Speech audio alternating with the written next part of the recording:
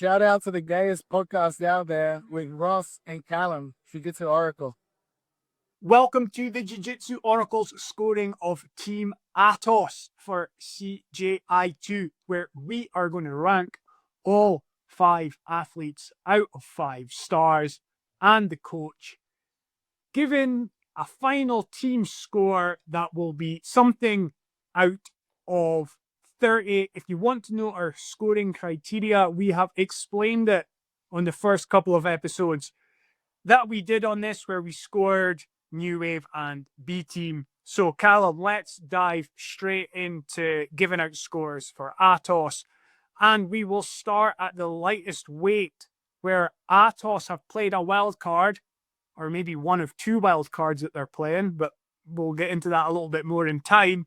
But they have Diego Pato, who represents AOJ typically, but is going to represent Atos at this event as their under 66 grappler. Calum, what score are we giving Pato?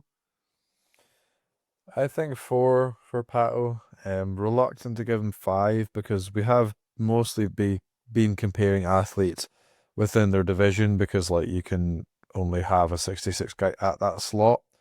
But he was beaten recently by DeAndre, but it's also the fact that he got flattened by some like 99ers at ADCC that aren't a super high star.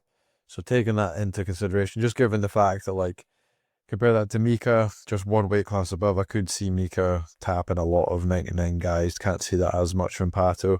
But yeah, super strong pick for them at that weight.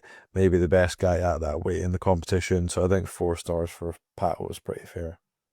And very, very good finishing ability, which is important in the quintet format, where if you win, you stay on, and if you draw, you both go out. Although, as you've said, perhaps with Pato, once it gets above a certain weight class, it makes it much more challenging for him. I think we could see Mika, as the under 77 guy on New Wave, have a better chance of submitting bigger guys than Pato at under 66 is able to, even if you might score their submission potential in a regular tournament both like 10 out of 10. Yeah. Okay, under 77, Ronaldo Jr. Yeah, so I think most people would have thought Cade or Ty would have slotted into this spot. They are either fighting in MMA and injured between the two of them. So Ronaldo slotting in here. Not a bad person to be slotting in. I was thinking maybe 2, but looking back at his record, he has actually had a very good no-gi run recently. So I think he had a 4-match win streak on shows where he beat the likes of Isaac Bayensi, Jay Rodriguez, Felipe Costa, Nick Natalia. So that's a really good little run. And then he had some gi matches, and then he had a win over Cody Steele. And then just before that, he won No-Gi World. So he's actually been on really good form with No-Gi recently. As well, he's like a big athletic guy. Having him at 77 is really good if he can make the weight well and it not affect his performance. So I think 3 stars for Ronaldo is pretty fair. Agreed. Under 88. Yeah, under 88 we've got Hulk. I think a prime Hulk you could definitely put in as 4 stars, but you know, he's a little bit older now, focusing on MMA, had some injuries, not quite looked as good recently, although he still looks really good. So I think 3 stars for this current version of Hulk is pretty fair at that weight, considering we've seen him lose to Jean-Claude the past couple times, and we've put Jean-Claude down as a 4-star. I think putting Hulk just below that is fair for that weight. Yeah, I think as well, Hulk could have one of 3 results. Like, he is beatable. His style means we could see a draw. And he also has, you think back to the submission, the calf slicer against Joseph Chen, he has that ability to hit a sub out of nowhere. So we could see anything from Hulk across his matches. I think there's too much variability there to say he's like definitely a 4. But very, very strong. Yeah. Not just in physical attributes, etc., but a very strong addition to the lineup. And he will be hard to beat. So if he just ends up getting a draw, that could be good in the overall context, because there are guys in this team who have definite ability to win their individual matchups along the way. One of them is Kaynan Duarte at under 99. What are we scoring him? Yeah, so it's funny with Kaynan, he's probably the most accomplished guy on the whole show. He's 4-time ADCC champion, got double gold last time, 7 out of 8 wins, won countless no-gi tournaments as well as gi tournaments, but he's also a guy that does lose a lot of matches as well, especially some other guys in the 99 slots with some rival teams. You've got Nicky Rod at the under 99 for B team. He lost to him fairly recently. And then you've got at New Wave under 99 Luke Griffith. Yeah, so he lost to him as well. So even though Kaynan's definitely capable of showing up on form and beating absolutely anyone that shows up on the mat against him at the time, he is also capable of losing to some guys as well. So accomplishment-wise, you could maybe make the argument for 5-star, but just given the fact that he has lost to some guys on this competition that he may have to face, 4 stars is pretty fair for him, but a very, very strong 4 stars at that, especially given the fact that he will face some smaller people as well, and Kaynan's very good. Like, it's a weird thing to say because you should be good at beating smaller people, but Kaynan's very good at beating and bullying smaller guys that he ends up against. He's very good at just being physical against those guys, and then obviously very capable and good at beating guys his own weight as well. The vast majority of time good at beating smaller guys, although we have seen the odd outlier match. Yeah, certain Australian. Yeah, Lachlan got to the legs, so Kaynan, but yeah, when Kaynan switched on, incredibly good.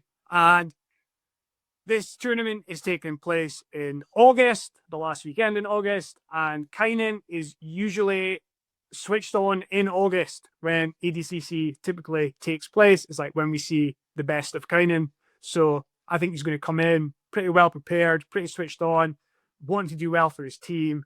And I think we should see a good Kaynan Duarte. I think, yeah, like 4 stars is fair enough. Potential 5. He like coming out of that ADCC with a double gold, and then I don't think we're going to get the super fight against Gordon Ryan at the next ADCC, but we were starting to think, like, can Kaynan be the guy who finally defeats Gordon Ryan in this era where Gordon's racked up so many wins and people were looking for ways it could kind of happen? I don't think the match is going to happen, but like, you know, we're not in a place where like Kaynan could be the guy, but he's just kind of a little bit too inconsistent generally to get a very hard to get 5-star ranking from us, where we've only got Mika ranked 5 in the tournament so far, and then the only other grappler we've talked about being at 5 is Gordon Ryan. You might get 1 or 2 others coming in there that we've not really mentioned in our chats in the podcast, but it's just to kind of show you what we consider a 5-star grappler. Another guy who's right up there, plus 99, Felipe Pena. Felipe usually represents Gracie Baja, although he does do a lot of his training at Atos. So I don't know if Felipe is being considered an Atos guy for this event, because we see Felipe going to Atos to do training for big matches, or whether he's the wild card. Or I don't know whether Diego Pato is the wild card, or they're saying, well, Atos has that relationship with AOJ that we've seen over the years, so he's an Atos guy. Whatever, I really don't care. It's like getting great grapplers into this event. This event's being talked about as the Super Bowl of grappling, where we just get really, really good grapplers, as many of them as possible, to face off against each other. I think as soon as like B team were able to play a wild card and maybe bring in Victor Hugo, and New Wave were able to bring in Mika Galvao, and we've seen guys, you know, switch gyms. We've seen some teams have guys on their roster with like looser affiliations that like don't necessarily train there at that home gym all the time. I think Pato and Pena being on Atos is fine with me. Ultimately, we're going to end up with Atos and New Wave and B Team as the favourites for the event. They've all played wild cards. They've all got great grapplers. It's cool. Anyway, Pena, what do you think? Yeah, I think I think 4 is like very obvious for him. I don't think he's like unbeatable enough to be 5-star, but 3-star would just be outright disrespectful. He just won ADCC his last time around. He beat Luke Griffith, who we've got at 4 stars as well. He nearly beat Gordon. Yeah, exactly. Really, like Oh. an initiated takedown from Felipe that Gordon was able to counter and get position on was the difference in that match. So Felipe, I think, awesome. And Nicky again, Rod as let's- well, who's portable. So he's beaten Nicky Rod as well, even though he lost Nicky Rod at ADCC the last match. He managed to scrape out a win, so he's capable of beating anyone on the show. I actually would like to see him versus Victor Hugo, just because it's Victor's size a lot of the time that stumps the bigger guys, but we've seen Felipe beat Buchecha at ADCC, so maybe stylistically with Felipe's movement and agility, he'd be able to match it well against Victor Hugo, but I do think he can beat anyone on this show, so 4 stars is pretty fair, but could also see him taking a loss or two against certain opponents as well. He is beatable, but I think he's another guy that, like, come August time, he peaks for an ADCC, etc. You know, we kind of see the best of him at those events. I think, like, on the bigger guy thing as well, like, he competed very, very well from guard position against Gordon, which pretty much everyone else that Gordon has faced has found pretty much impossible to do, right? Have you've seen anyone else play guard as well as Felipe against Gordon? No. So, yeah, I think he's a good pick. Anyway, that gives us 18 points for the grapplers. Now, just for comparison, New Wave, who are the current leaders on our leaderboard of teams, had 19 points for their 5 grapplers going into the... interesting thing here, I'll just say, is you've got 3 4-star grapplers in Atos and then 2 3-star. The 2 3-star is where you would have had 2 of Atos's strongest athletes, Ty and Cade. Just say Cade. I think Cade would be one of the 5 stars that we spoke about. Well, if Mika gets 5, I think Cade gets 5 because they're very comparable. And then you can quite easily give Ty 4 as well. So that would have been an extra 3. So it's an argument you could have made for Atos being stronger, but I suppose you can make the same argument for New Wave, saying that, oh, well, we could have had Gordon instead of Dan, and we could have Mergali in instead of Luke. So, you know, both teams are missing a couple guys that would have made their team stronger. So I think that balances out a little bit. Yeah, I think, like, there's a point difference, and it's there or thereabouts, and you can make arguments either way as to who you think's the favourite, and get into the comments and let us know. Like I said before, the whole reason we're doing this is just to give, like, a general hierarchy of how we see the teams going into the event, who we think's going to be first rounders, who could get to the semis, who might get to the final and win. So as we get the actual matchups, we can get more into the nitty-gritty of who faces who, but right now, we're trying to, like, decipher who are the strongest teams going in, who do we think is going to win. So the grapplers across Atos and New Wave seem to be pretty similar. What about the coaches? We gave John Danaher 5 stars. What are we going to score Andre Galvao? Yeah, I think, like, because you put John at 5, maybe the initial inclination would be to put Andre at 4. I think it's, like, general consensus that John's probably got a better, deeper understanding of jiu-jitsu, probably like a better instructor, but when we're taking into consideration the general manager factor, he's a really good general manager for his team in general because he's recruited so many guys, which is good for the guys that train there because they get more good guys to train with. But in this context, he's kind of managed to sneak in 2 guys that aren't on his team, whereas everyone else has only been able to get 1. Like, Felipe is still a Gracie Baja guy. I don't think you're going to see him, like, say that his affiliation is now Atos. So he's managed to get him in seemingly for free, and then he's also got Pato, one of the best guys in the world as well. So he's managed to add 2 very solid 4-star guys onto his team, which is as important, if not more important, than the coaching, because at the end of the day, it's only the guys on the mat, even if the coaching from the sidelines is really good. That being said, obviously it's a really good recruitment from New Wave getting Mika, and he's a 5-star guy, but I think that bumps Andre up to 5-star, just given his ability to get those 2 guys into his team. And I think we've seen Andre as well over the years. He's usually pretty switched on with the rules, etc., how to play the game. His athletes, he competed well in his time, and his athletes tend to compete well.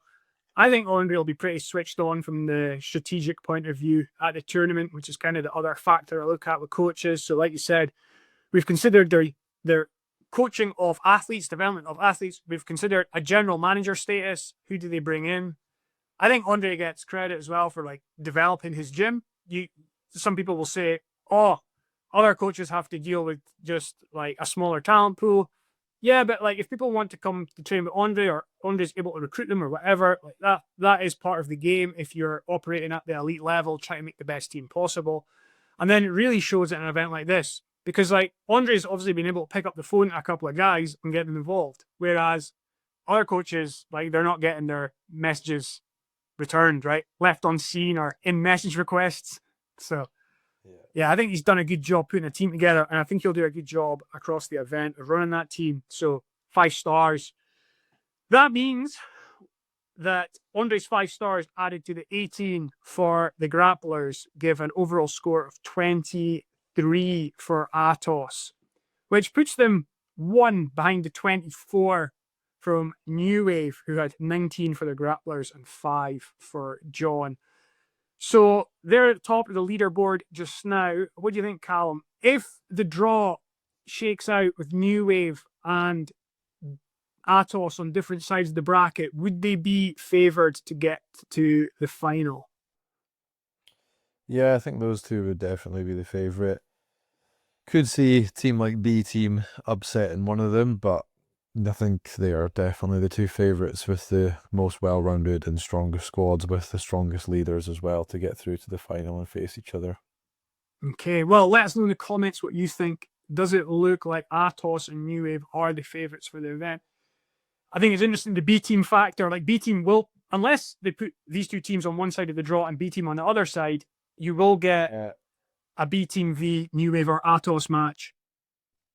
I think it makes more sense to put Atos and B team on the one side, even excluding how you would seed Atos and New Wave, just because there's a very strong rivalry between New Wave and Atos, and there's a very strong rivalry between New Wave and B team. Not so much between B team and Atos. They seem pretty cool with each other. There's not as much history there, but the whole like Danaher Death Squad / New Wave versus Atos thing has went back years, and then obviously there's a big rivalry with B team and New Wave. I think if you want to create the most amount of hype around the event and get the people the most excited going into the early round, you do New Wave against B team first round for maximum hype of the event. Yeah. Because that's the match that people want to see, right? But then, like with Atos being involved, if you play out the event and you put B team and New Wave on different, if you play out the event with Atos, New Wave, and B team all involved, there's no guarantee that you'll get a New Wave B team match. Like, Atos could take either of those teams out if they face them before the final, where you're hoping the big climax of the event would be New Wave against B team. So I think get the New Wave v B team match done, or don't do it and save it for a future event. But like, that is the money match in the event. Yeah. Yeah, I agree. So anyway, we've got a couple more teams to score. So like, subscribe, follow, and you will get those scores. And we'll be back real soon with more rankings of the CJI 2 teams heading into the big event.